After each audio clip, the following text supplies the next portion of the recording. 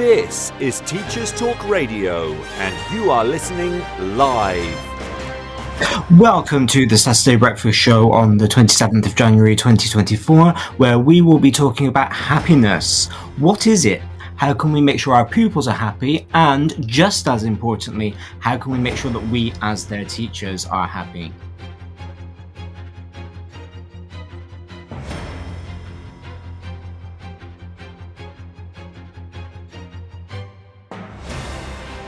This is Teachers Talk Radio, and you are listening live. Tune in live at ttradio.org, or to join in the conversation, download the Podbean app and search Teachers Talk Radio. Follow the hashtag TTRadio. Tune in, talk it out with Teachers Talk Radio.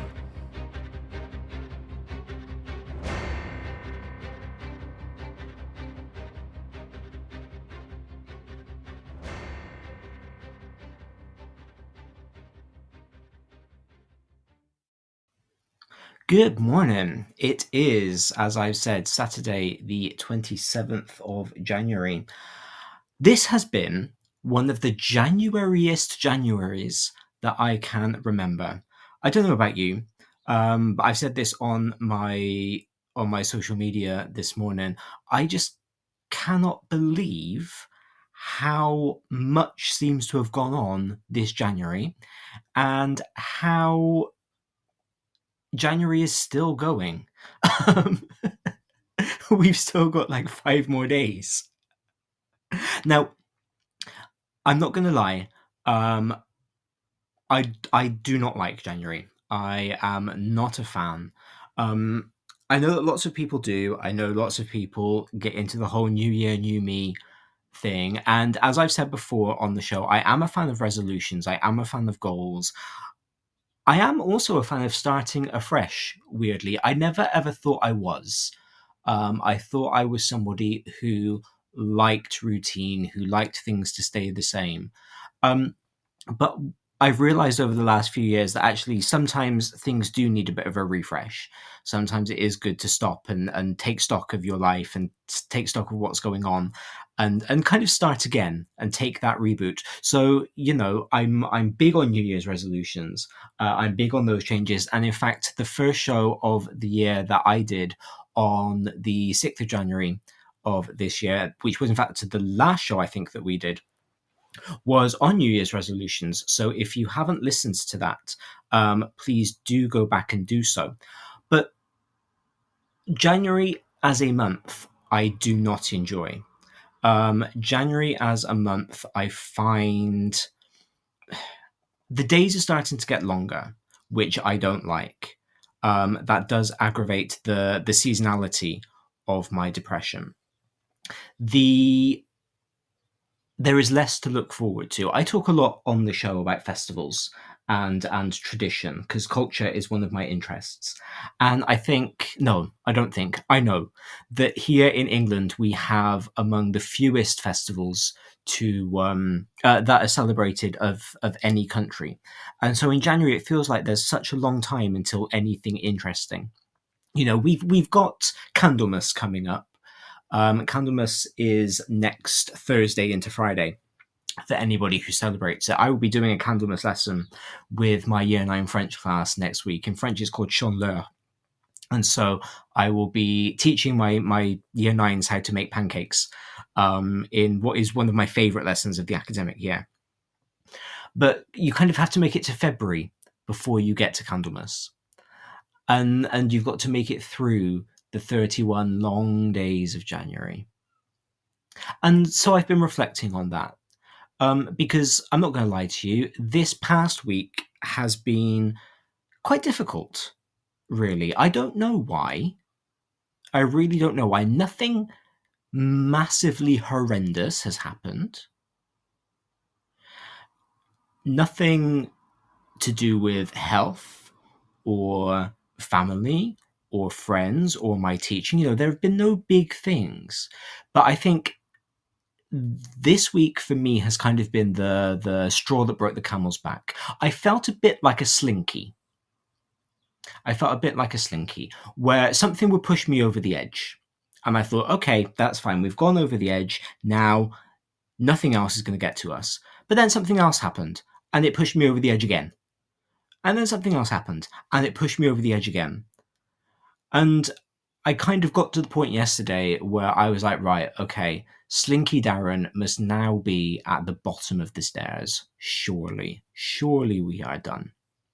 And so that's one of the reasons that I wanted to talk about happiness today.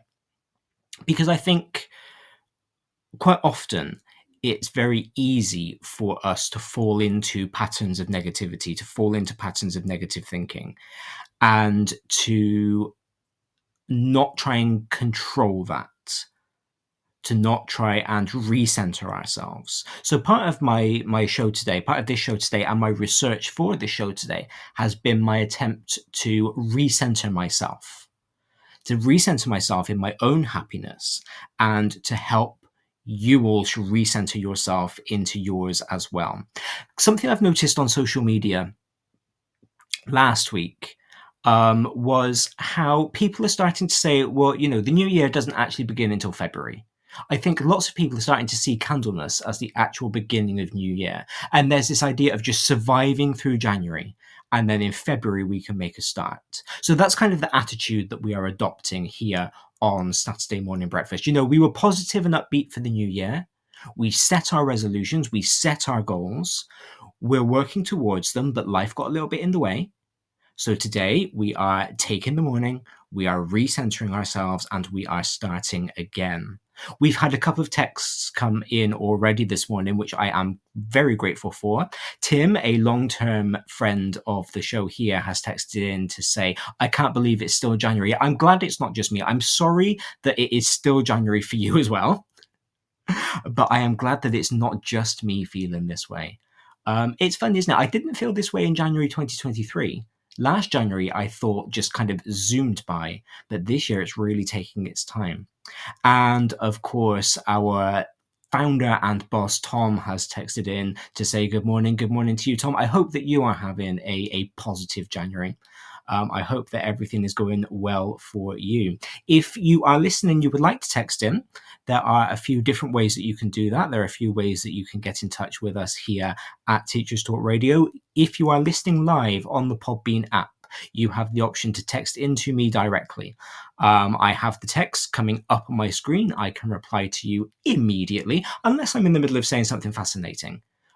Which, is quite likely, let's be honest. In which case, we're just going to do like school, and I'm going to wait for me to finish what I'm saying, and then I will reply to you. If you are not listening live on Podbean, but you are listening live elsewhere, you can tweet me. I am at Mr. D. Lester. That's MRDLESTER, all one word. I have Twitter open in another window, and so I will respond to you live on air. If you are listening on the playback, welcome. I love our playback friends as much as I love our live and in-person friends. You are also free to text me on that same handle. As I always say, it's becoming a bit of a catchphrase here on Saturday Morning Breakfast. I do shows on things that I'm interested in. For me, hosting the show not only gives me the opportunity to connect with some amazing teachers, but it also gives me the opportunity to do some fantastic CPD.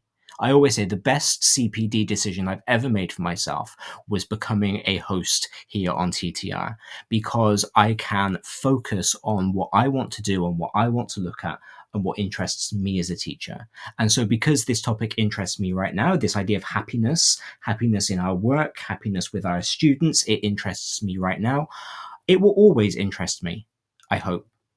And so I will always be open to talking to you about it. So do engage with us here. Let me know what makes you happy, but please remember it is 9:10 on a Saturday morning, so we are going to keep it family friendly.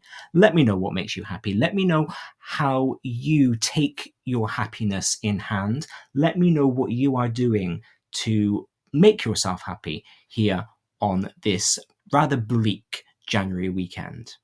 This show is brought to you in partnership with John Catt Educational, publishing professional development books and resources to support great teaching and learning in schools around the world. Have you checked out their latest releases?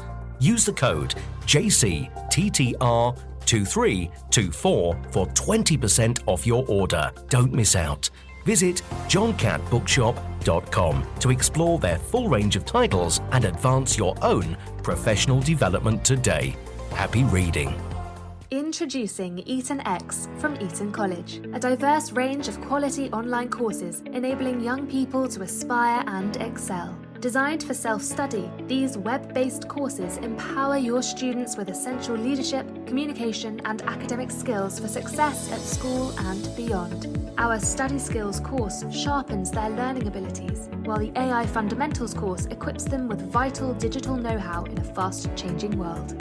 Other popular courses include verbal communication, critical thinking, writing skills, resilience, creative problem solving, and many more. Offer the Eton X curriculum in your school for free. Visit etonx.com to find out more. This is Teachers Talk Radio, and this is Teachers Talk Radio News.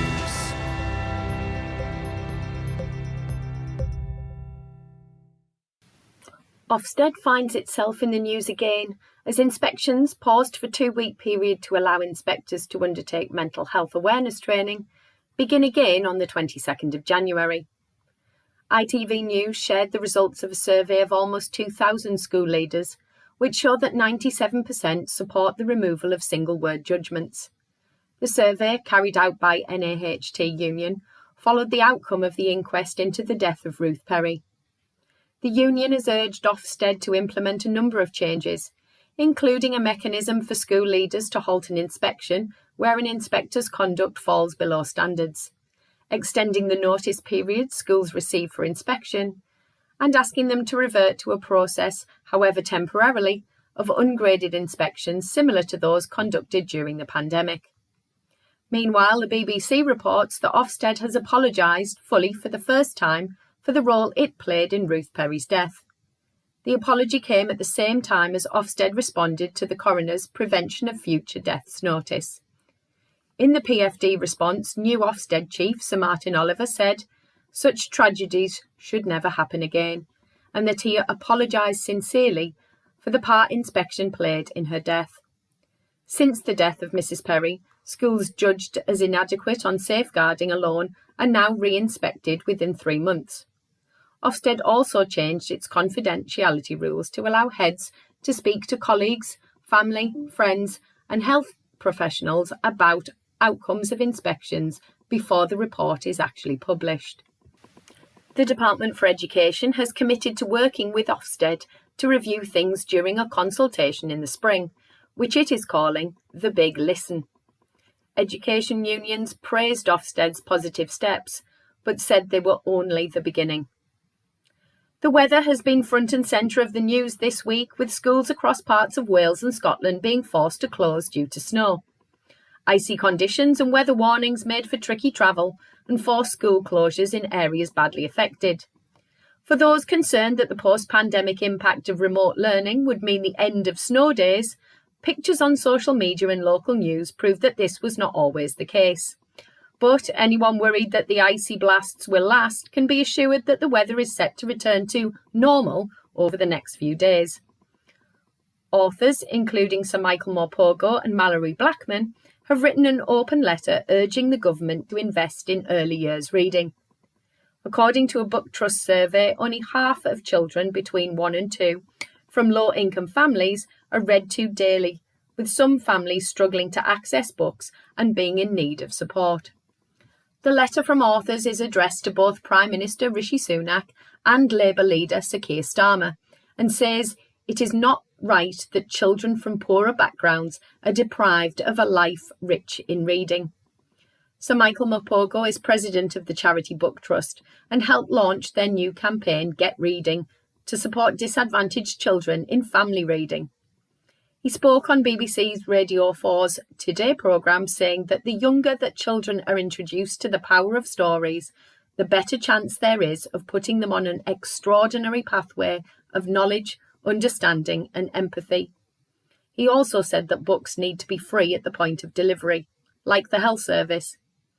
A DFE spokesperson said, "We are committed to raising literacy for children," but Sir Michael said that these efforts are clearly not enough.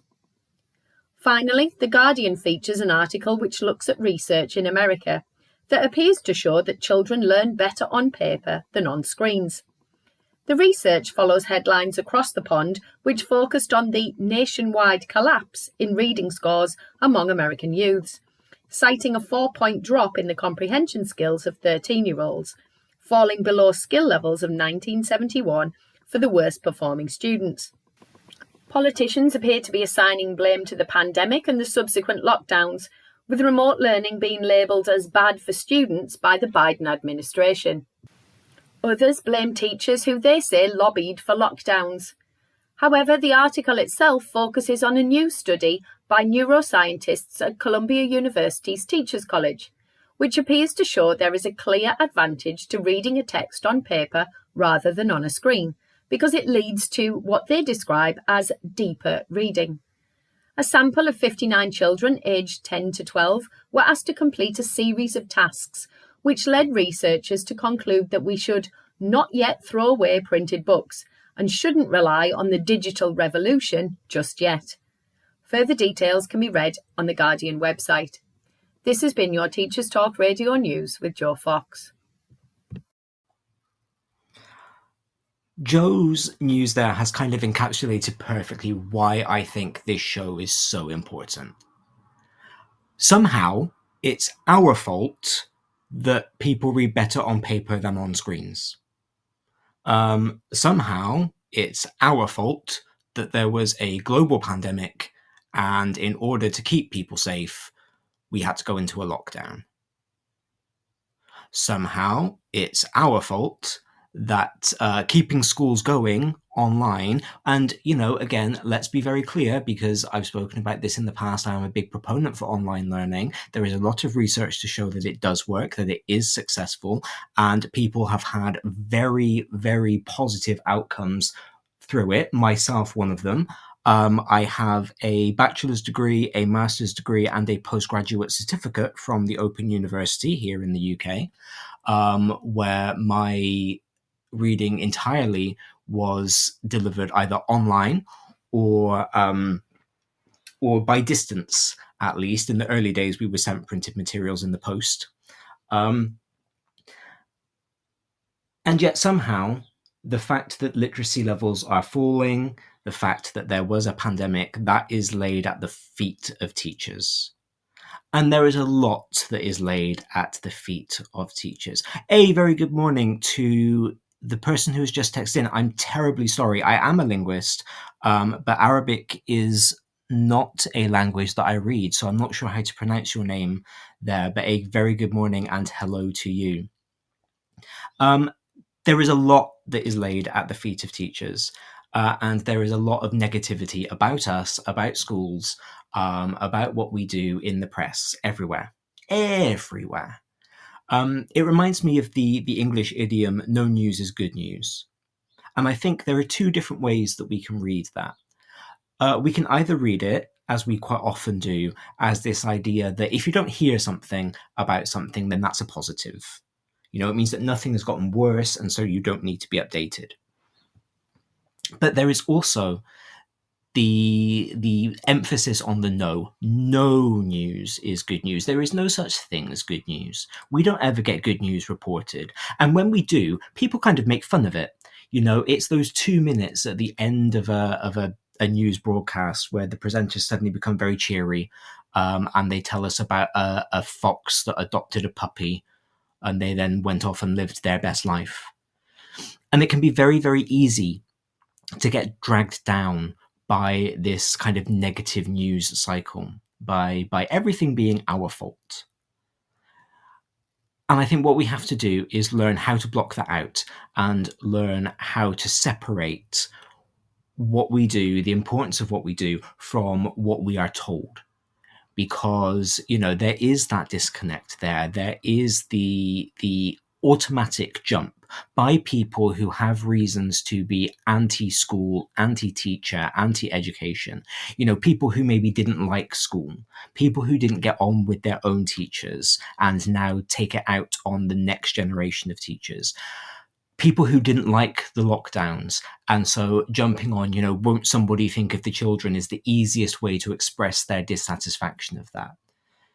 Because news always has an agenda.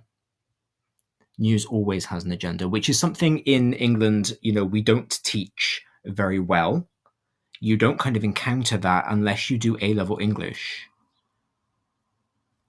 And it can be easy to be brought down by the news if you don't keep biases and agendas in mind. So that's one of the reasons why I want to talk about happiness. But also picking up on the literacy levels is another good reason to think about it, because reading can make us happy. Books can make us happy. Fiction can make us happy. It's entertaining, and there is nothing wrong with being entertained. It broadens your horizons. It helps you to learn about new things, about new people. There are all sorts of good reasons why we should be promoting literacy rates, whether that is on screen or on paper. Now, I'm gonna show my hand and say that I actually do read better on paper than I do on screen. I don't have an e-reader. I used to have an e-reader. I don't anymore.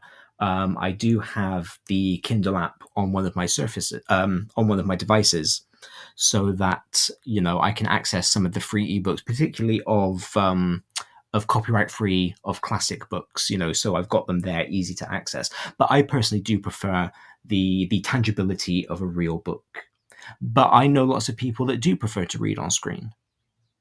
I know lots of people that like having the control of the glare, for example. One of the things we know that we are taught about children with dyslexia is that the contrast of black on white that we often have with printed materials makes it difficult for them to see what is there on the page. Whereas if you have got a device, you can control what color that background is. One of the things I've loved about using OneNote in my classroom, other online notebook softwares are available, is the fact that my children can choose what color the background of their pages is. And, some of them will just play with it, a bit like when you introduce them to Word for the first time and they just play with all the fonts before they actually start any writing. But others also understand that if their page is cream rather than white, they can read it more easily. They understand that if they usually need a yellow overlay, then they can play with the color of the overlay on the device. It gives them control. It gives them accountability. It gives them a sense of independence over their own learning needs. And I think that's really important. I think that's really important to teach them and to have them discover for themselves. So I think, a black and white, reading on a screen doesn't work is not the way to go. It is, like all things about education discussed by people who are not educationalists, not that simple. Not that simple. So let's talk about happiness, shall we? I'm going to pop a few disclaimers here before we get started. First of all, as I discuss quite often on the show, I'm very open about this. I do have a depression and anxiety diagnosis. I am medicated for it. And so I am very much aware that there are circumstances outside of our control that can affect our own happiness on a week-to-week, day-to-day, even hour-to-hour basis. Okay, so don't misunderstand any of the things that I am about to tell you. I understand what the different factors are that can affect happiness. I am against toxic positivity, and in fact, we did a whole show on this last year in 2023. We did a show on positivity, on toxic positivity, what the differences are, why positivity is important, but how it becomes toxic. Please do go back and listen to that one if you haven't listened to it already. I really enjoyed doing the research for that one. I thought it was really interesting. And so, I don't believe in being positive for the sake of being positive. But at the same time, I don't believe in being negative for the sake of being negative. So I'm just kind of laying my own biases out there right from the beginning, so that you know what you are letting yourself in for over the next hour while we talk about this. Why is it important to be happy? That's the big question, I think. That's where we need to start, because I think particularly in England, we still have a very puritanical view of happiness. We kind of see happiness as being frivolous, as being self-indulgent. We don't always understand the difference between happiness and hedonism, for example. There is still this idea ingrained into our society that there is virtue in being sad. There is virtue in being tired. There is virtue in working too hard. And, anything that makes you happy, anything that tries to alleviate that sadness, that suffering is self-indulgent and wrong. And so I think living in a society that still has that very deeply ingrained puritanical view, even if people don't realize that that's how we feel, it's even more important then to take a very conscious, very deliberate view of your own happiness and the happiness of your students, because it's kind of within our nature to bristle at it and to work against it. And kind of even as I'm saying these things, I feel something inside me saying, well, actually, yes, it is quite self-indulgent to focus on your own happiness. What rights do I have to be happy when there are so many billions of people suffering? There is always that little voice that we like to think of as being conscience, but is actually just upbringing, is just society, kind of bristling at the idea that we should be happy. So for me, that is one of the fundamental reasons why we need to talk about it, because we don't. And because quite often we are content to live at a state of neutrality or even negativity, because somehow society says that that is more acceptable than living at a point of positivity.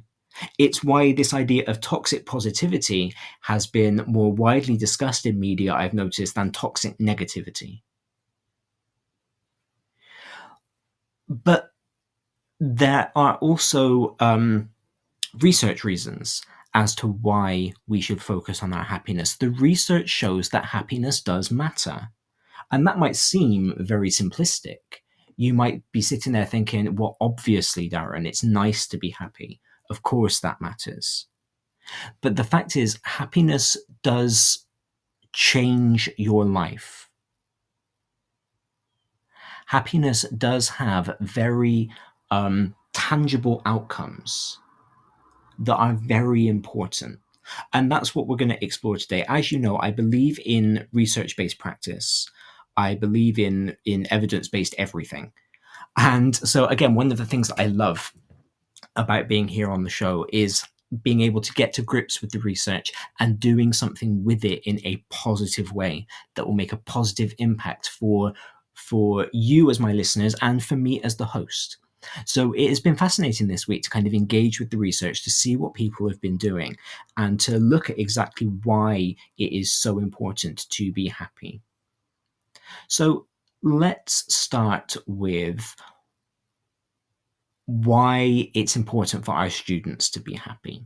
So I've drawn on work here from Laura King, from Sonia Lyubomirsky, and I apologize, Sonia, if you ever hear this for the fact that I've just butchered your family name, from Ed Diener, from Martin Seligman, and from Veenhoven et al. So all sorts of studies have been done on the importance of happiness for students.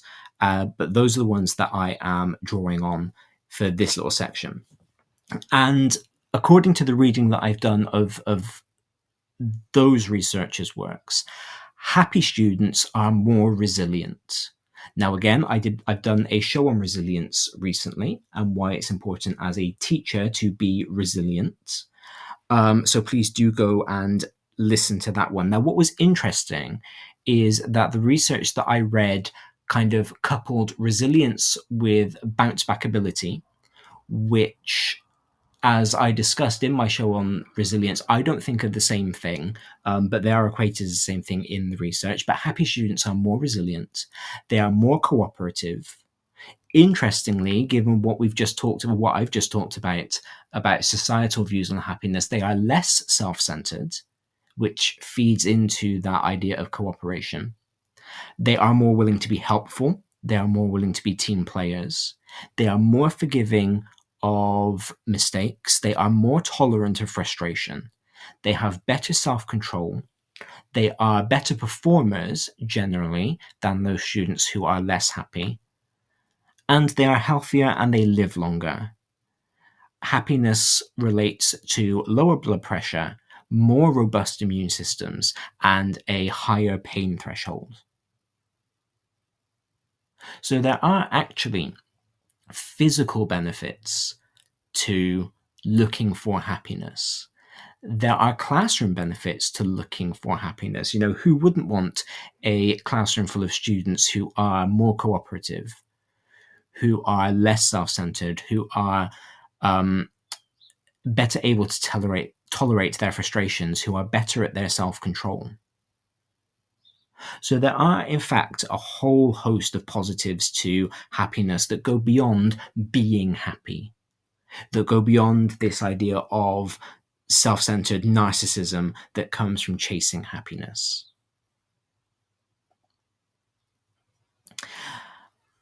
Now, interestingly, a lot of the research that I read conflates happiness and optimism.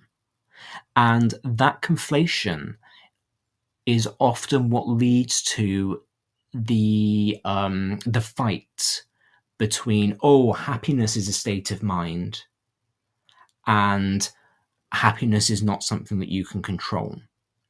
So I was reading something about how happiness as optimism is an inoculation against depression. Now, again, as somebody who has this kind of chemical imbalance and who now understands that about his own body, I look at that and I go, yeah, no, that's literally not how depression works. But what I think, because I'm choosing to have a generous reading of what I read, what I think they mean is that it inoculates against situational depression. So let's take a second to unpick the two different types of depression. There is physical, which is something within your body doesn't work in the same way as something within somebody else's body.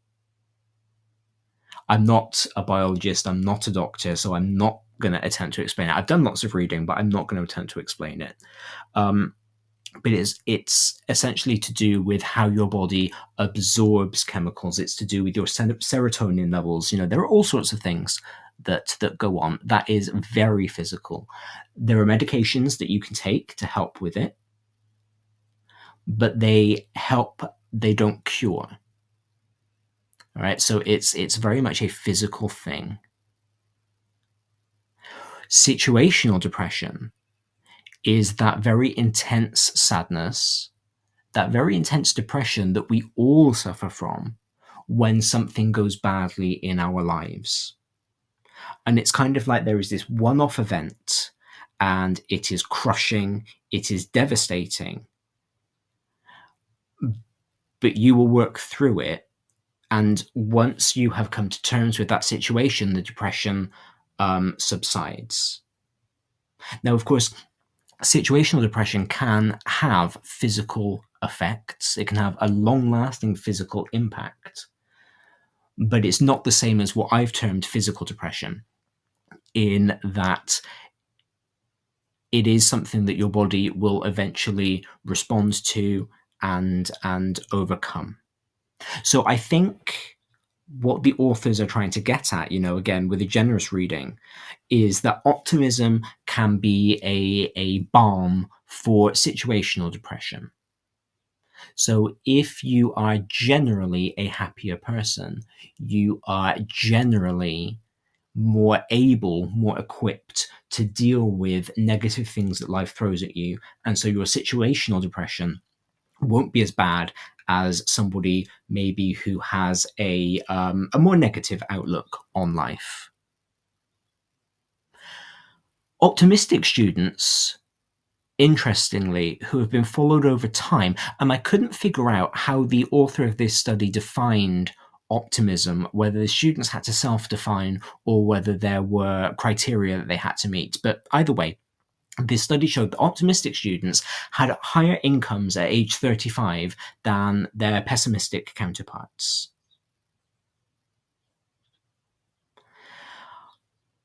Optimistic, happy students also created stronger social bonds and senses of belonging, which is a very meaningful contributor to happiness. So this study found that it was almost a repeating cycle.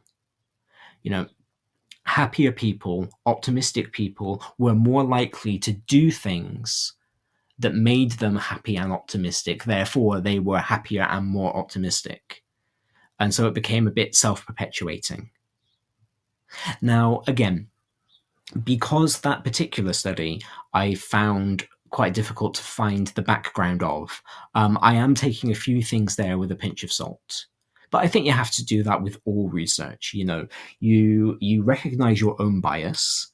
You know, I recognize the fact that I have a physical depression, and so anything that tells me that optimism is an inoculation for depression automatically gets my back up.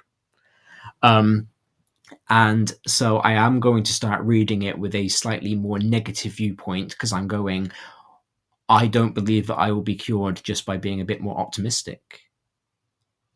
But at the same time, again, we take what we can from these things. We draw what we can out of them.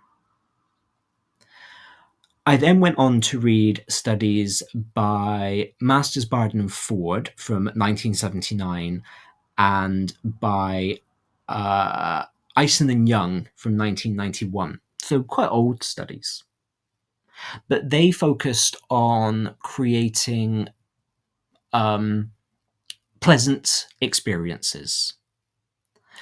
And these studies found that children who were asked to spend 30 seconds remembering something happy did better on a learning task that they were given just after remembering a happy experience versus those who weren't.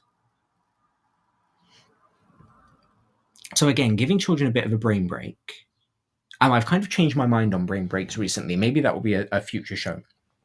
But giving children a bit of a brain break, spending 30 seconds focusing on something that makes them happy, asking them to relive a happy memory, makes it easier to retain the information and to perform on the learning task than when that didn't happen, than for students who were not asked to remember a happy time.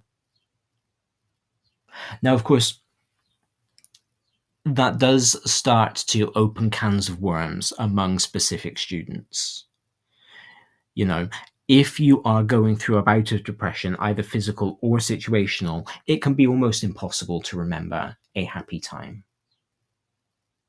If you are teaching in a boarding context, for example, and one of your pupils remembers a happy time with their family, maybe that will increase homesickness, which might make them feel a bit worse at the end of it. So, you know, there are difficulties always in asking students to remember happy times. But then I think actually as teachers, if we create a happy, safe, positive learning environment, maybe that does the same thing. Because maybe the happy thing that they can remember was 30 seconds ago when they won the Kahoot. Or 2 minutes ago when they got a house point for answering a question. Or at the beginning of the lesson because they are the pupil that perpetually doesn't hand in homework, but they remembered to bring it this week. So we can help to create these happy memories in the classroom, which in turn can be remembered, if you choose to try this experiment, can be remembered before they do their learning tasks. In a study among medical students, internal medical students who were given sweets, and these are university-aged people at this point. They are training to be doctors. If they were given sweets or they watched a funny video before going to meet a patient, they were better at diagnosing hard-to-diagnose cases of liver disease. So again, even that quick burst of happiness, that funny YouTube video, that funny TikTok, not a reward, is it? Because they haven't done anything. But that boost of having something sweet to eat made them better at their job. And then cheerful university students, again, who were followed across their career, ended up earning on average $25,000 more per year than their more dour counterparts. Now, at university last year, so in case you are new to the show, I'm currently studying for my doctorate in education. At university last year, we learnt in our educational management modules about this idea of people are more likely to hire people who are like themselves. And that's kind of a big issue in educational management, because it's why we have a lot of the same types of people constantly being hired, constantly being promoted. But what's interesting about that, and I've literally just connected the dots now, is that if you have a bigger social network because you are cheerful, then you are more likely to be seen as fitting in. You are more likely to be seen as being like people who are hiring managers, who are HR representatives, who are head teachers, and therefore you are more likely to get those promotions, those higher paying jobs. And if those people in positions of power are happy, optimistic, upbeat people, and they see that in you, then they see that you are like them, they are more likely to hire you. So again, it becomes this self-perpetuating cycle.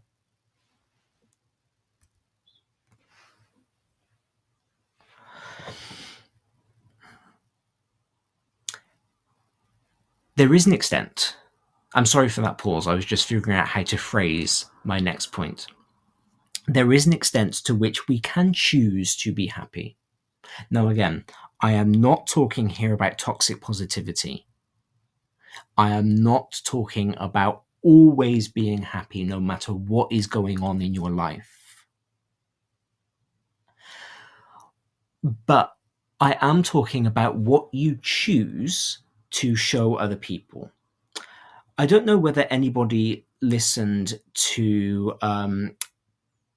Kat on the Late Show the other day on Tuesday, but she was interviewing Sam Crone about his book. It's an amazing show. Please do go back and listen to that one if you haven't. I find it super inspiring. Kat's such a good presenter. But Sam talked about this study that he had read where bad faith actors were put into a work group and then good faith actors were put into a work group. He said that the study used the interesting terminology bad apples and then good apples. And the study that he cited showed that working groups in which the bad apples were placed ended up performing less, even though they had had very conscientious, very positive, very upbeat workers before. Whereas the working groups that had the good apples put in them ended up being more productive.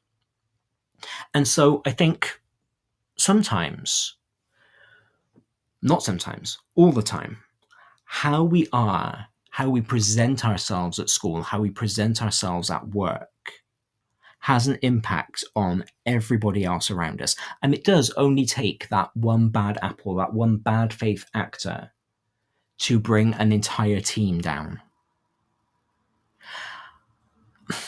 Now, we are in an era of hyper-individuality. I didn't coin that term. I read it a few years ago and I really liked it. It was one of the things that I magpied into my own vocabulary. But there is this idea that we should be super individual. And going around on social media, there is always this idea that we have to be our authentic selves at all points in time. And in some ways, that is an example of toxic positivity. Because in some ways, it's not actually necessary for you to be your full, true, authentic self. Because in some ways, in some circumstances, in some instances, you just kind of need to get on with it. It's kind of like if you're in the supermarket and you've put everything up on the conveyor belt and the person at the checkout is putting it through the till, and you're making chit chat, and the person at the checkout says, "Oh, how are you doing? How's your weekend going?" Let's be honest, they don't really care. They are just making conversation. And it's kind of the same in school. You've got your group of actual friends that you work with, and then you've got your group of acquaintances, your group of colleagues, the ones that you make happy chit chat with over coffee, while you're waiting at the photocopier, whatever it might be, but who you kind of don't really think about on the day-to-day basis. The kind of out of sight, out of mind people. And there's nothing wrong with that. There's nothing wrong with that. I'm sure that I am an out of sight, out of mind person for most of the people who work at my school. Because that's just how life is. And I think, for those people, if I'm just standing at the photocopier making chit chat, they don't actually want to know my whole life story. Because as soon as we walk away from the photocopier, they will forget that I exist. But if I'm having a bad day and I kind of just blurt that out at these people, then that's going to have a negative impact on them. Because, people are empathetic, people are sympathetic, people carry other people's baggage. And so I think, sometimes at school, yes, with your actual friends, your colleagues who you consider friends, you can be your authentic self. If you're having a bad day, you can tell them. And, they will take that on board and you can go out for a drink after work or whatever. And, because you are actual friends. But for the most part, in school as an organization, I do think that we are better off keeping a neutrality or a neutral positivity, because for the most part, it doesn't actually matter how we're feeling. Because most of the people who ask us, "Oh, how's your day going?" they don't really care. And so I think if you are then choosing there to put on a happy facade, if you are choosing to perform happiness, then that's going to make their day a little bit better. But if you're choosing to perform negativity, that's going to make their day a little bit worse. And I think, we should always aim to make people's days a little bit happier if we are able to. What I find quite interesting amongst all this research that I read is that people are really bad at predicting what will make them happy. We hear that quite a lot in all of the research on happiness. It talks about this, but people generally overestimate the positive impact of having more money. Now, again, let me be very clear here. If you are a person living in abject poverty, then yes, having more money is absolutely going to make you happier because it's going to make your life easier.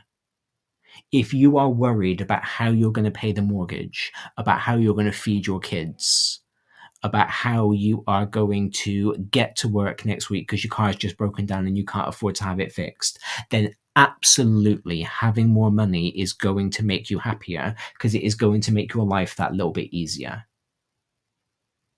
But if you are comfortable, if you can manage financial difficulties without too much heartache, if you can afford a treat every so often, then having more money actually doesn't have a huge impact. And we're going to come back to this in a second.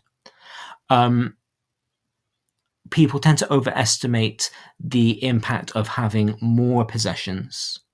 And interestingly, the impact of having more good things happening to us.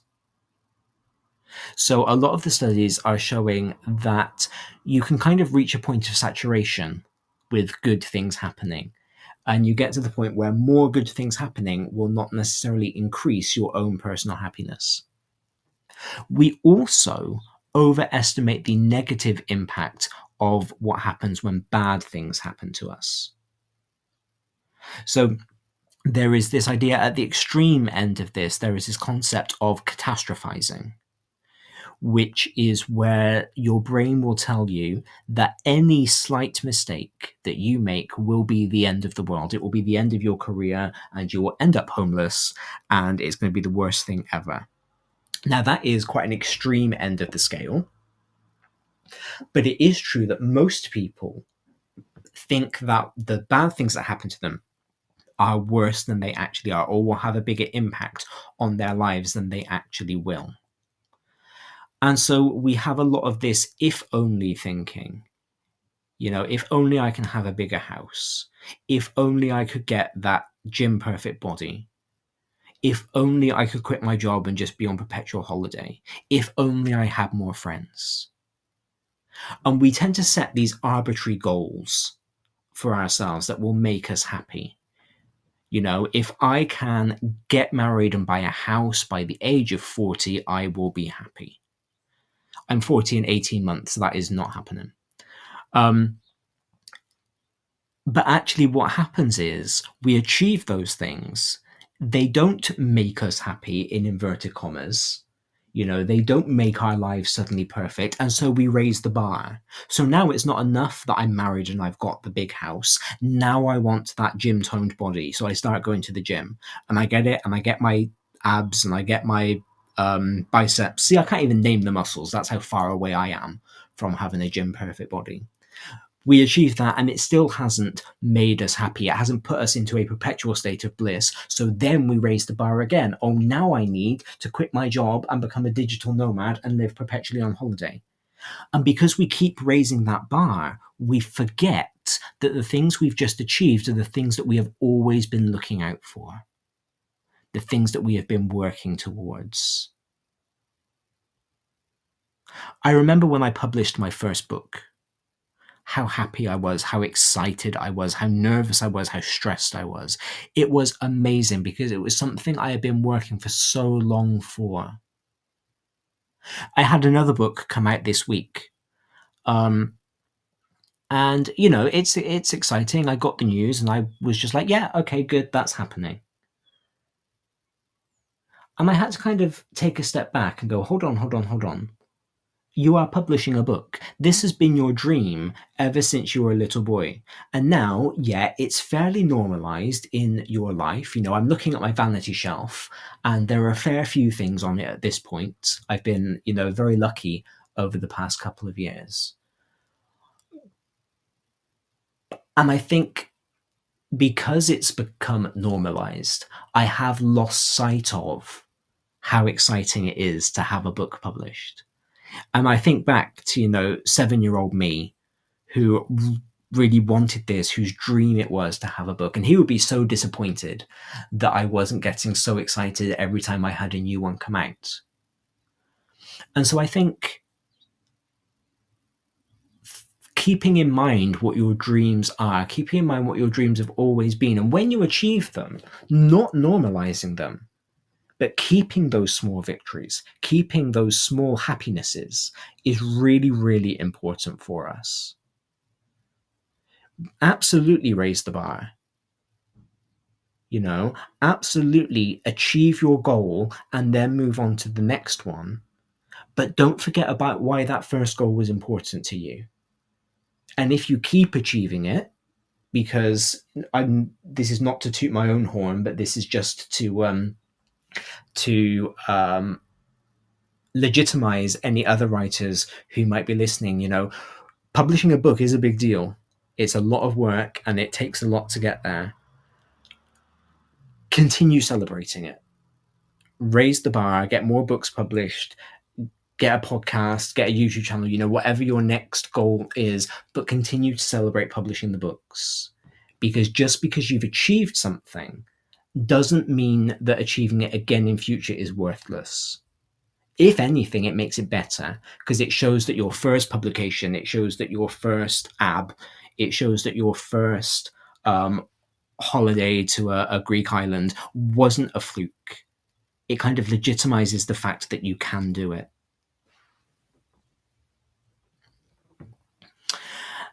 There was a study of 22 people who won the lottery in the US. And I think for a lot of us, we assume that a lottery win will bring us happiness. This study showed that those 22 people, over a period of time, they kind of reverted to their baseline of happiness. So they were incredibly happy for the first few years of their lottery win. But eventually, kind of like I've just been talking about, it became normalized. It became their default state. It was like, yes, I've got all this money. And so they had a new normal. And of course, normal is neutral. Normal is how we feel all the time. It's what we are used to. It's not remarkable. Whereas one of the reasons that happiness tends to stand out is because it is remarkable. It breaks away from that neutrality. So there is this idea that the importance of money, rather than the actual ownership of money, influences your happiness. Now, again, this is in cases of people who are financially comfortable to start off with. So there was a study done amongst teenagers of different classes, and they found that teenagers from working class families would self-describe as happier than teenagers from more affluent families. Materialism, according to the conclusion of this study, seemed to be counterproductive, because at every level of income, there were the people who valued money more than they valued other goals were less satisfied with their income, and so less satisfied with their lives as a whole. Now, let's be very careful with this one, because this is the argument that is used to keep teacher pay quite low. These are the people who will turn around and say, oh, well, teaching is a vocation. Teaching is a calling. You get the reward of working with young people, of seeing them grow, of helping them to achieve their dreams. And there's this idea that because we have these other rewards, we shouldn't also be financially compensated. But why can't you have both? Why can't we be paid for our time, paid for our skills, paid for our expertise, and have the vocational benefits as well? I will tell you why. It's because, as a society, we have this aversion to people having it all. We have this puritanical vision of it being better for there to be at least some negativity in life than having a constant state of positivity. Now, money, of course, does make a difference. In the US, studies have shown that families making $100,000 are happier than those who are struggling, of course, but families who make more than $100,000 are not much happier. So again, we've kind of got that ceiling where $100,000 is the salary that a US family requires in order to live a comfortable, happy level. But what was interesting about this study was the relative rankings. People care about how they compare to other people. There's a YouTuber that I used to watch whose mantra was, comparison is the thief of joy. Because you can consider yourself lucky. You can consider yourself happy until you compare what you have to what somebody else has. And if you then believe that you compare unfavorably, that can start to fester. Not so long ago, I went for a promotion at my school. I went for the head of languages position that became available at our prep school, and I didn't get it.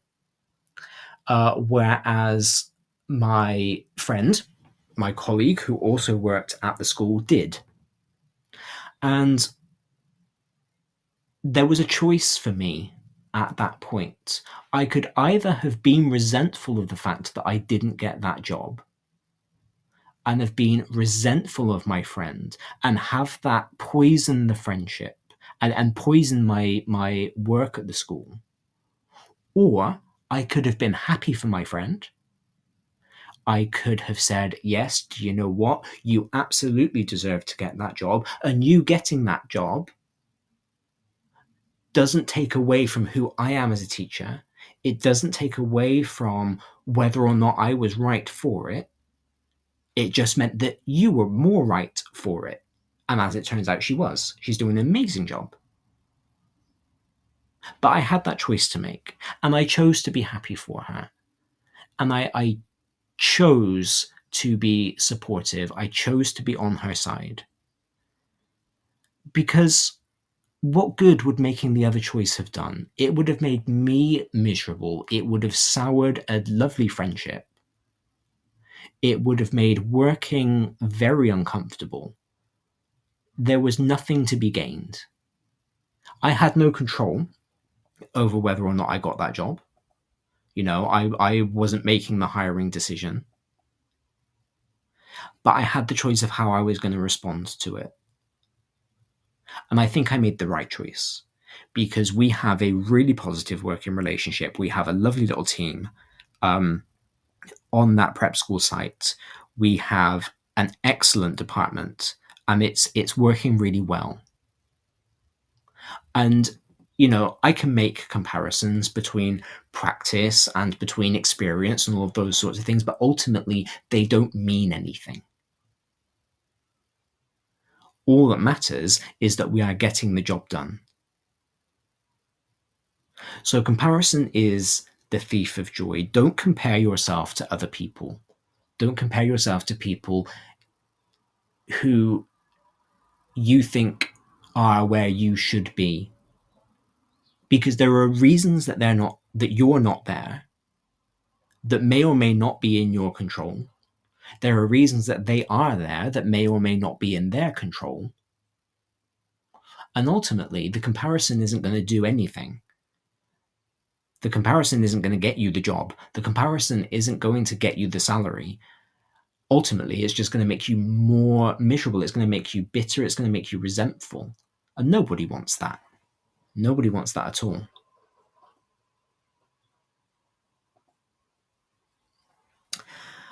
There's a cycle, a theory called the hedonistic treadmill, which is where you start with the desire, I really want thing X. You then satisfy that desire. You get it. You then have happiness. I got that thing that I wanted. That happiness fades. And then you come back round to desire. I really want this new thing. And you have this cycle of wanting, of getting, of happiness, of fading, of wanting. And it all comes back round. So this means that real sustained happiness doesn't come from getting a promotion, making more money, buying the bigger house, winning the lottery, improving your looks, changing your location, changing your job, anything like that. Because that will always fade. What money does do, what that promotion does do, is that it satisfies your basic material needs. Okay, if we think back to Maslow's hierarchy, it satisfies that base need so you can then work on what comes on top to make you happy.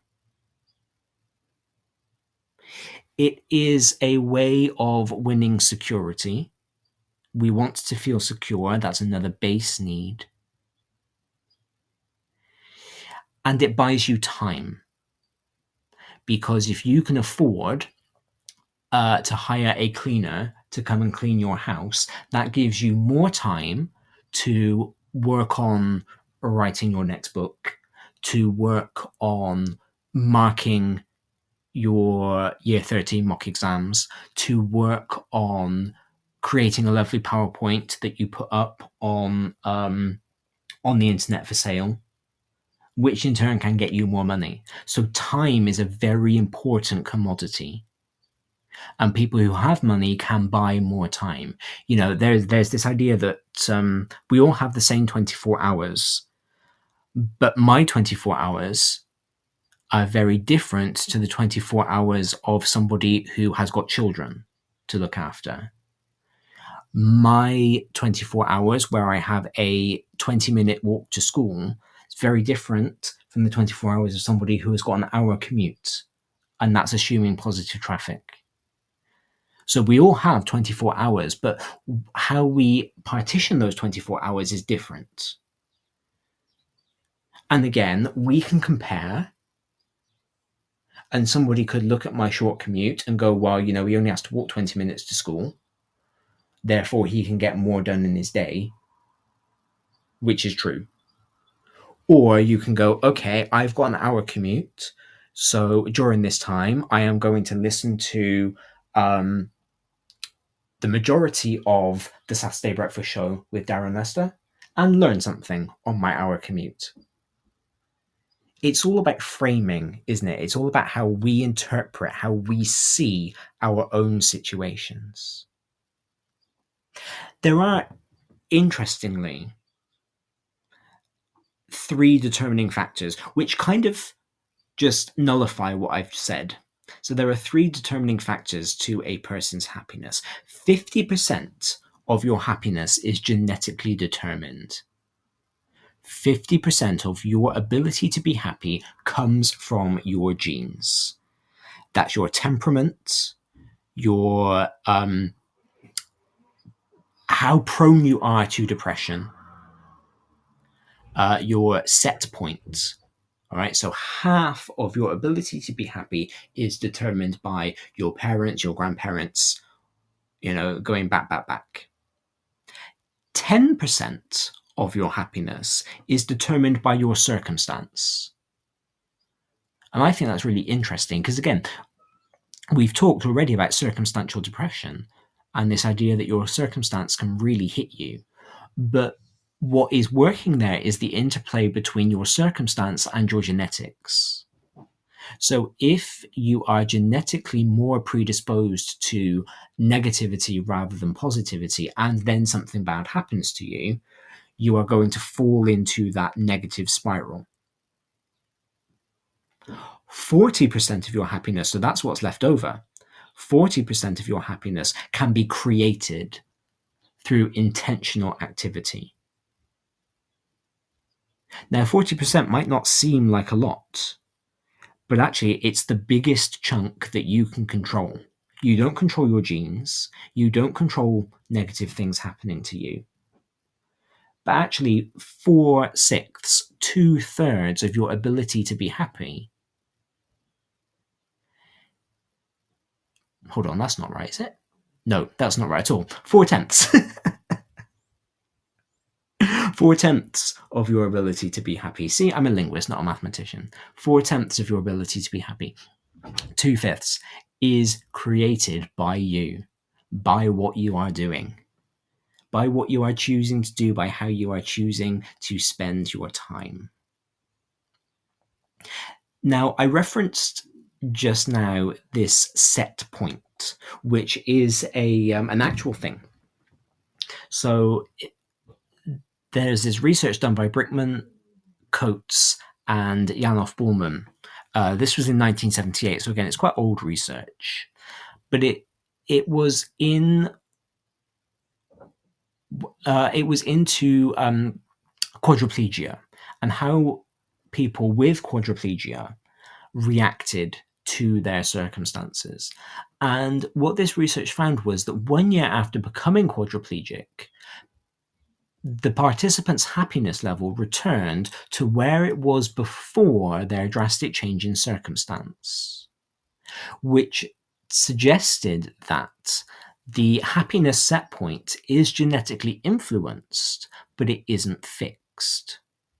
You can kind of change your happiness set point. You can kind of change how happy you are about things. And a lot of that is going to be influenced by what is called the Big Five, the fundamentals of well-being. So the 5 things that are considered to be the most important for well-being are your relationships, your social connectedness, your positive emotion, your engagement, that is engagement with the world around you, not that you're going to get married, your meaning and purpose, and your accomplishment. So if you can hit those 5 areas, you then have positive well-being, which brings happiness. So let's have a think about what each of those mean. Under relationships, strong bonds, strong social bonds is the most meaningful factor when it comes to happiness. The research shows that people who have one or more close friendships are happier than those who don't. There is this idea that we as humans are social creatures. We have this need to belong. And so creating long-term friendships and having people that you can confide in creates this sense of belonging, therefore makes you happier. What I found really interesting about this research is that at no point did it mention romantic relationships. So it isn't that you need to be married. It isn't that you need to be in a couple or whatever in order to have this kind of positivity, these positive benefits of relationships. It's that you need to have friendships. You need to just have those positive relationships with other people. And this applies to whether you are introverted or extroverted. So even if you are sitting there thinking, oh, well, I'm an introvert, I don't need other people. That's actually not what introversion means, remember. Introversion means that you recharge by being on your own. But it is still good for you to have those positive relationships with people. Then is positive emotion. So feeling joy, feeling pleasure, feeling enthusiasm, feeling intimacy, feeling caring for others, feeling gratitude, feeling appreciation, and feeling optimism. All of those create happiness. But what is really interesting about this, that I thought was really interesting about this, particularly in regards to relationships with other people, is what is called the paradox of happiness. If you want to be a happy person, don't focus on your own happiness, but focus on the happiness of other people. If you try and make other people happy, you are more likely to be happy yourself.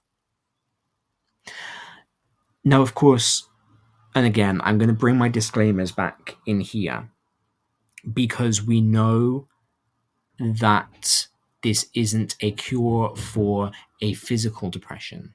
You know, we've all heard the stories of the comedians who kind of make their career out of trying to make other people happy, but still go on ultimately to commit suicide. But even though these things are not a cure, they are a balm. All right, so you can increase your own base level of happiness by focusing on the happiness of other people. Then there's gratitude. Now, gratitude has become a bit of a buzzword on social media recently. I've noticed it's probably just the social media that I watch, but a lot of things that I see are about gratitude and this idea that being grateful for what you have makes you happier, because you are not then constantly focused on what you don't have. Gratitude makes you feel more satisfied. Grateful people, interestingly, are more physically healthy and they exercise more, which I don't understand, but that's all right. I didn't conduct the survey. Gratitude brings freedom from envy. So again, comparison is the thief of joy, but being grateful for what you have and being focused on what you have and not what somebody else has that you want, that will make you happier. And it's not about being ignorant to the fact that you want something. And it's not about saying that all want is bad. Although, of course, if I have any listeners who are Buddhists, then, you are going to disagree with me there, and that's okay. But there is this idea that you can pursue what you want without being negatively impacted by the fact that somebody else has it. To use my example about, my friend getting a promotion and I didn't. If I still wanted to be a head of department, I could still apply for jobs. The fact that she got that job doesn't stop me from applying for others.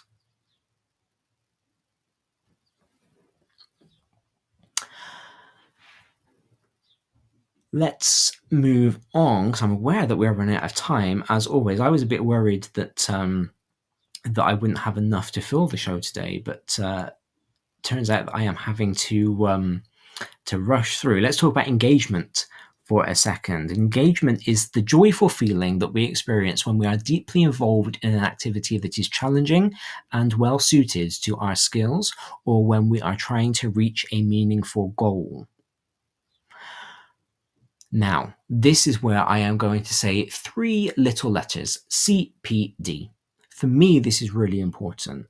As I've said, I am currently studying for my doctorate in education, and I have found myself much happier in my work over the past year since I started my doctoral journey than I was before. And I think that's because of engagement. I think it's because I am deeply involved in my research. I am deeply involved in my thinking about teaching. It is a challenge, but it's also given me the ability to prove to myself that I can do it. And I've also got this meaningful goal, that eventually I will be Dr. Lester. I don't quite know what that's going to do to my Twitter handle. I might have to try and change it so that I become Dr. D. Lester instead of Mr. D. Lester. But when we have these goals that we are working towards, when we are engaged with them, when we have that flow that comes of working for something, that brings our own happiness because it gives a sense of purpose and it gives a sense of meaning. Now, of course, this engagement, these goals, these things that we're working for, I think that CPD is a good way to get them, but they don't have to be from CPD. They can be from anything, any goal that you have. An exercise goal, a reading goal, a keeping your plants alive goal, whatever it might be, having something to work for, having something to keep your attention, to keep you engaged, is going to make you happier. And let's bring that back into the classroom for a second. Designing a curriculum that keeps our students engaged, designing lessons that keep our children engaged is going to make them happier. We hear about engagement all the time. Are our children engaged in the lesson? Are our children focused? And it's quite easy to dismiss engagement with, but children don't like being in school anyway. You're not supposed to like being at school. But actually, if you are very deliberate about what you are doing in the classroom and you design things with the idea of keeping them engaged, with the idea of keeping the children challenged, well suited to their skills, giving them a very concrete goal to work towards, you are creating the circumstances to make them happier in school, which is what we want. We want to be happy teachers. We want our pupils to be happy. Purpose and meaning creates happiness. There is research to suggest that spiritual people are relatively happier, and that comes from the social support within their spiritual or religious community, opportunities for socializing, for community service, for making friends. But also, I suppose, because spirituality often comes with a purpose. Most of the world's major religions state a purpose for life, something you should be doing with your life. So the lesson that I want you to take away, if you are not a spiritual person, isn't that I'm advocating that you should go out and become religious, but that having purpose and having meaning is important for happiness. Then there's accomplishment. To be truly happy, you have to figure out your strength, your virtue, and use them for a purpose that is bigger than your own personal goals. Use your personal goals to reach something bigger. Now, for many of us, that will be our classes. I want to use my talents as a linguist. I want to use my talents as a geographer. I want to use my talents as an artist to help my students get the GCSE grades, the A-level grades that they need to get into university to follow their dreams. Sometimes, though, that can be really difficult, because if you have a class that is not engaged, if you have a class that you're not clicking with, if you have a really bad lesson, that can have that negative impact on your happiness because you are not meeting that accomplishment. So as well as trying to find these things in the classroom, try and find them outside of the classroom as well. And this is something I think that is worth reminding our pupils of. That happiness comes from accomplishment. That yes, you might not want to sit down and do your spellings tonight, but when you get 10 out of 10 on your spelling test on Monday, you are going to feel really happy because you achieved that, because you accomplished that. Quite often it feels like our education system sets our pupils up to fail. Our tests quite often look or focus on what our students don't know so that we can try and plug those gaps instead of celebrating what they do know. We very quickly write off when they have achieved a learning objective, and we beat ourselves up over when they haven't. When in fact we should celebrate the achieving of a learning objective. We should celebrate that accomplishment. We should celebrate the fact that they have progressed. Seligman gave a list of virtues or signature strengths which can count towards happiness. They were wisdom and knowledge, courage, love and humanity, justice, temperaments, and transcendence, the idea of being bigger than yourself. Aligned to that, Howard Thurman said, don't ask yourself what the world needs. Ask yourself what makes you come alive and go do that, because what the world needs is people who have come alive. So Howard Thurman was saying, chase your happiness. Encourage your pupils to chase what makes them happy. Because it doesn't matter what you teach. There will be things within your subject that your pupils can connect with.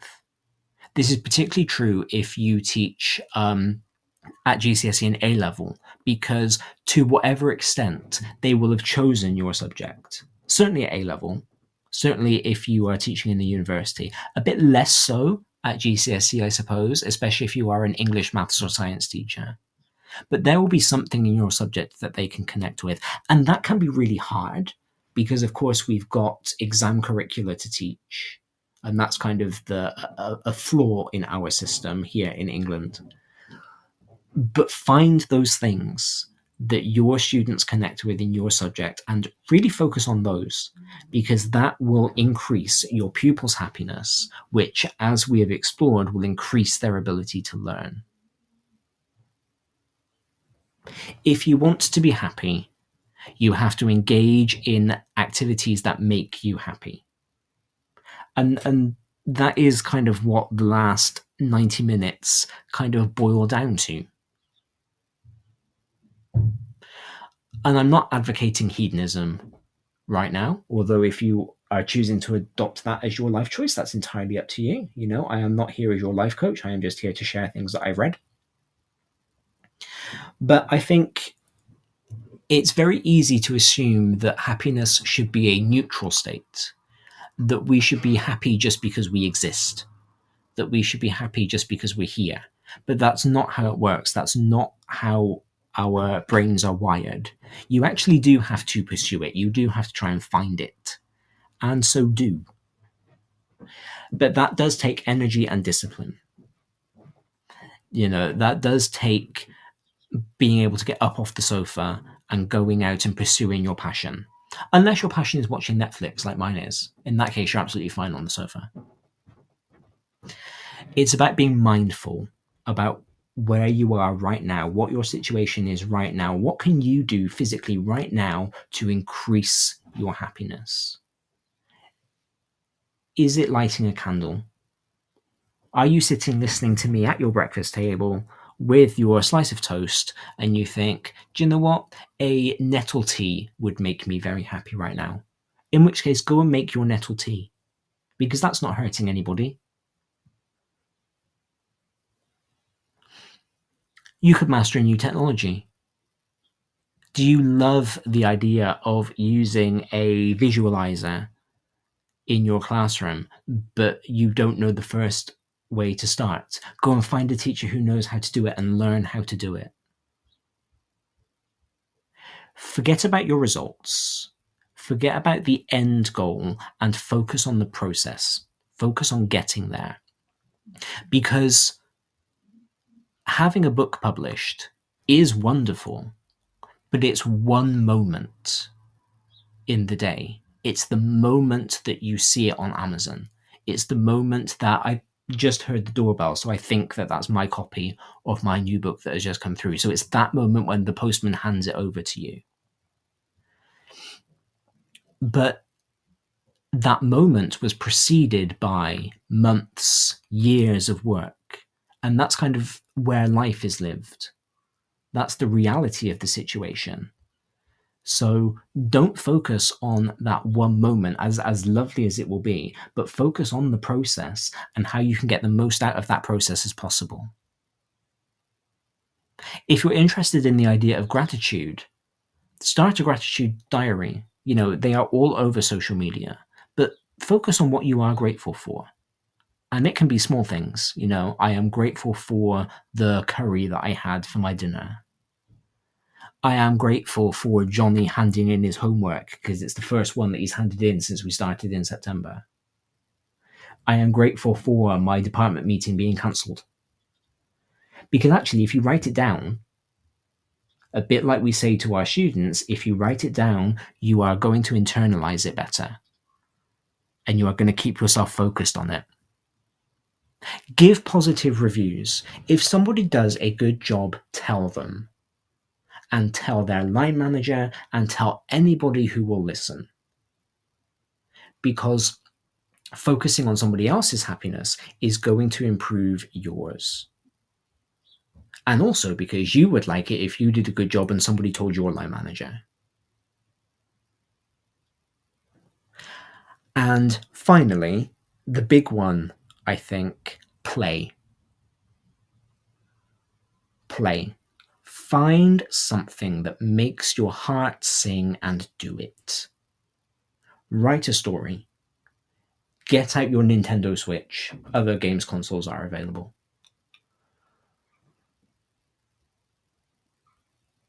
Go out and play Pokemon. I promise I'm not sponsored by Nintendo. Do whatever you need to do to bring back that sense of unbridled joy. And just do it. Because there is nothing wrong with being happy. There is something wrong with toxic positivity. There is something wrong with being happy when situations don't warrant it. But there is nothing wrong with saying, do you know what? I want my base state as much as possible, as much as my own mental health will allow me to be happy. Because that's what life is for. And that's the end of our show today. I do hope you have enjoyed it. I certainly have. I find it fascinating to think about happiness over the past week and to really be focused on it. If you do choose to focus on your own happiness, make a little project out of it over the next few days, weeks, months, then let me know. Interact with me on Twitter. Let me know how it's going. There is no show next week because I am at university. I've got a weekend of lectures. So I will be back with you the week after next, and I am very much looking forward to it. So as always, thank you for joining in. I am very grateful, talking about gratitude. I am very grateful to all of you who choose to listen to my ramblings every single week. And I'm very happy that I get to be here with you. Thank you very much, and goodbye. You've been listening to Teachers Talk Radio. Tune in live and listen back at ttradio.org. We look forward to hearing from you next time on Teachers Talk Radio.